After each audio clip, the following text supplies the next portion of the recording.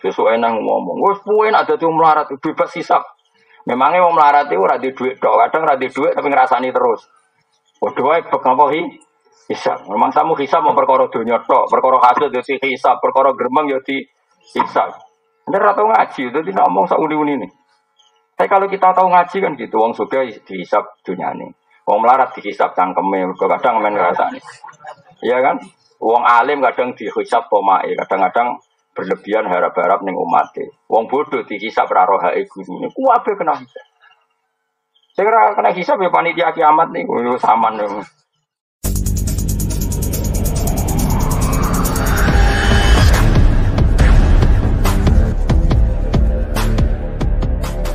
Sini nador bermodus mamalah. Yang dihalalan fikih itu enggak begitu apa? Nador lil bagi soleh haji. Itu melihat pramugari kan inginnya haji kebetulan roh pramugari. Lha iku rada oleh. Tapi nak terus dadi bidian iki wis tak kenalan iki rada tuwa. Dadi iku masalah kan.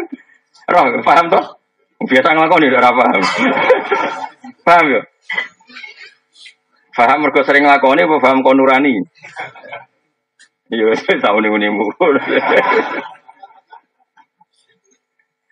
Makanya kalau nu seneng mbak ilmu fikih seneng. Apalagi sanad saya mang apa Mbah Mun itu putranya Mbah Zubair. Sarang itu identik dengan fikih. Sama kan saya bangga. Sarang itu identik dengan fikih. Dan kalau sampai sekarang masih ngajar fikih. Mungkin termasuk kulon itu termasuk orang paling konsisten mulang fikih termasuk masih. Sampai sekarang saya itu ngajar fikih. Mulai fikih yang kelas A sampai kelas enggak. Lo nganti saat ini mucal dalam taufik ya Mbak. Saya sudah lupa khatam takrib berapa kali. Anak-anak kecil di pondok saya yang mulang takrib pulau ya. Dalam taufik ya pulau ya Mbak. Beberapa anak sarang sing ngawas kitab mahal itu kelas setelah Fadlullah Habib kula biar sampai sekarang. Ya mulang fikih kelas A sampai paling dek. Itu kitab paling barokah itu dari kula fikih. Karena aturannya jelas. Tasawuf itu aturannya kan gak jelas. Ono wong misalnya ra wis ra seneng maca wis elek jare tasawuf. Nabi dhisik ukambine elek, ukambi elek. Nanti ra ono wong ngemis jaluk iki. Mergo padha fikire. Jebule bareng diteliti, ibu-ibu melarat kena ana wong jatuh. Nah, jebule tasawuf campur medhit napa? Tasawuf ana bakul sayur liwat mau tuku kangkung tok. Jare tasawuf ngirit, jare bakule musibah ketemu kaya kowe. Cara bakul kan ada ketemu wong boros, transaksinya banyak. Jadi nek cara fikih kan gak. Iki bakule upen laris ketok wong saleh tukone wis sing akeh. Anak yo makmur pembantu makmur. Bakule yo tapi kue dia nak tasawuf kue dia mangane sidik. Jadi transaksinya akeh kene omah mangane sidik. Wah iku pangeran ngapresiasi tenan. Cah cilik ben mangan warak, cah cilik orang kena khitab. Bojomu ben mangan warak, mergo nak guru ya sini-sini mertua. Nah kue dia mangan sidik. Wah iku pangeran respect. Medhit ora mergo belanjane akeh. Rakus ora mangane sidik. Wah iku jos. Tapi sing ngono iku tak pikir gak ngarono. Rai-rai ngene iki ora kuat. Oh kayak agar belanja entuk akeh malah ngamuk bojone. Nanti mau jeroan. Wis dipangan anak ambluk. Ternyata belanja gede gue mikir awake dhewe. Iku ora bakat wali, Oh, iku ora bakat wali. Tapi ya sampai zaman akhir sok mukmin sampai. Cuma kalau pesen ya, saya itu setuju pendapat Imam Syafi'i. Tetap qaulus sahabi laysa bi hujjatin, dawuhnya sahabat itu tidak hujah yang mengikat. Maksudnya bukan hujah itu begini. Sahabat itu banyak dan punya karakter macam-macam. Dan kebaikan semuanya kebaikan. Semua sahabat baik. Justru itu tidak perlu kamu mengadili dawe satu sahabat. Misalnya kue pro Abu Dzar, kemudian nanti kamu beda dengan Utsman. Masyhur kan khilafnya Abu Utsman dan Abu Dzar masyhur. Dua sahabat besar ini beda sama sekali. Sing Utsman kaya raya dan suka mengumpulkan harta, tapi karena dia orang soleh semuanya diorientasikan untuk kebaikan. Kita tahu perang Tabuk itu yang dipuji Nabi Sundul Langit Sayyidina Utsman karena penyumbang terbanyak. Zaman itu Utsman wis nyumbang 1000 dinar. Itu yang berupa emas, belum berupa ambek 100 kuda, ambek 100 unta, bi akta biha wa akhlasiha.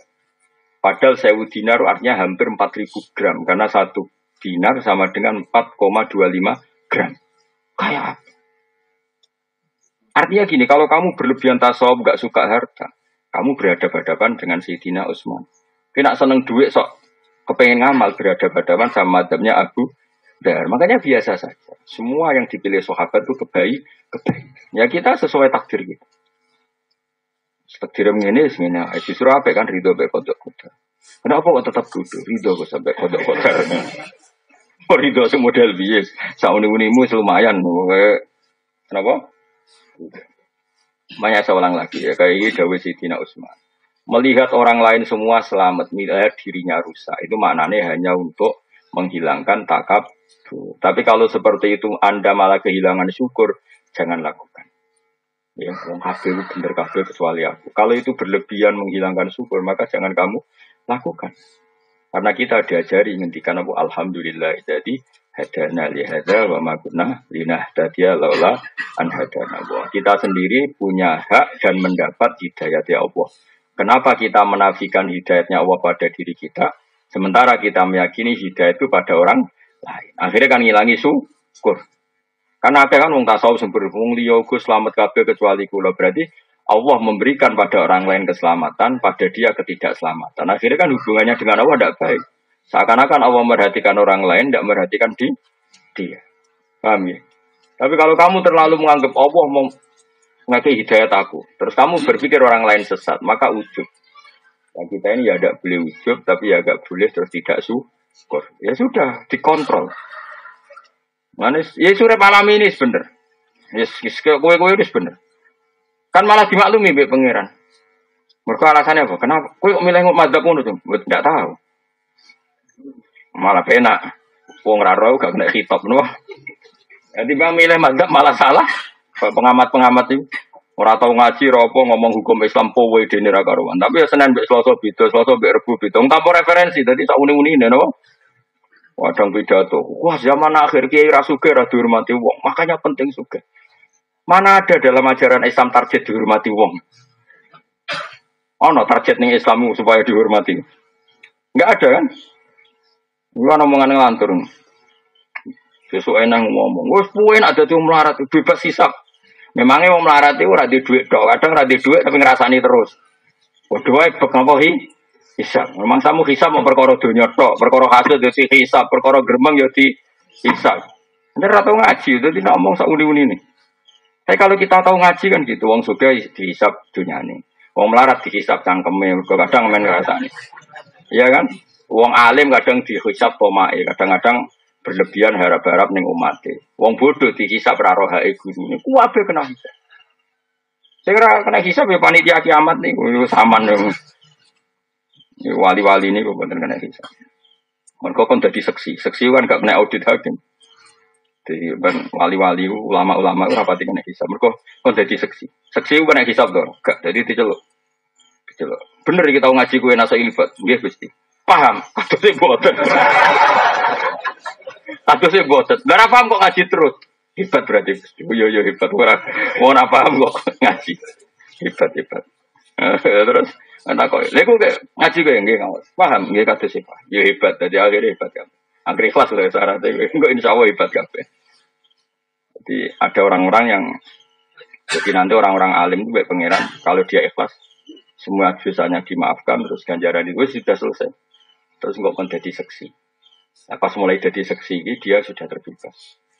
Mulanya para nabi itu tidak kena hisab karena nabi itu jadi saksi di mana-mana saksi itu tidak kena audit. Misalnya di pengadilan saksi itu kan nggak mungkin jadi tersangka.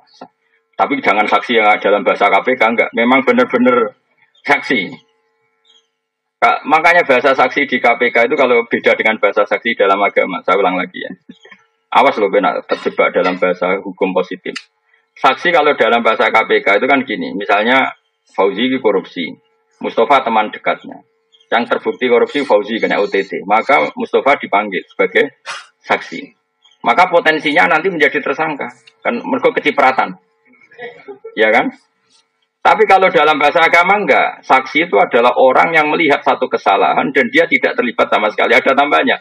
Melihat satu kesalahan atau satu kejadian dan tidak terlibat sama sekali. Dia terlibat. Jadi misalnya ada orang nyuwun sewu zina. Kemudian kamu menyaksikan. Ini benar-benar saksi. Tapi nak ndeloke mergo antri gentenan. Iku rasa siblas dul, paham ya? Iku jenenge wong antri apa? Lu paham ya? Nah, nanti para nabi itu jadi saksi atas umatnya. Itu maksudnya benar-benar saksi, nggak terlibat sama sekali. Semua wali nanti ya jadi saksi. Ya tentu kelas-kelasan ya. Jadi paham ya. Makanya nanti itu lah saksi itu nggak akan kena pengadilan. Namanya apa? Karena dia didatangkan benar-benar jadi. Nah kayak gamane saksi itu mirip saksi kecelakaan itu lebih benar contohnya. Nah, saksinya para nabi itu mirip kayak saksi kecelakaan. Misalnya ada orang nabrak orang.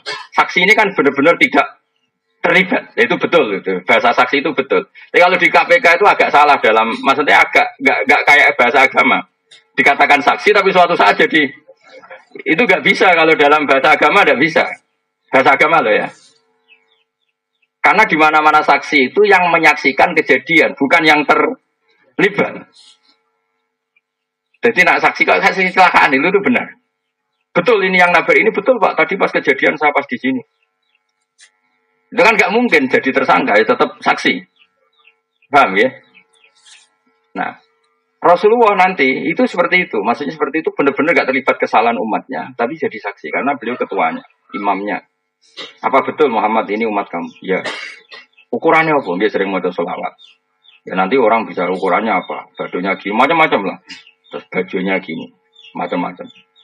Ya sudah, itu jadi. Kemudian ketika diputuskan disiksa misalnya, Nabi mensafati. Ya sudah seperti itu. Terus para ulama juga gitu. Setelah dosanya dimaafkan karena dia lamangit maya agama, diminta jadi saksi. Apa betul ini pernah ngaji kamu? Ini syaratnya apa ini? Ya terus itu. Disebut fakaifa idza ji'na min kulli ummatin bisyahidin wa ji'na bika ala haula'i syahid.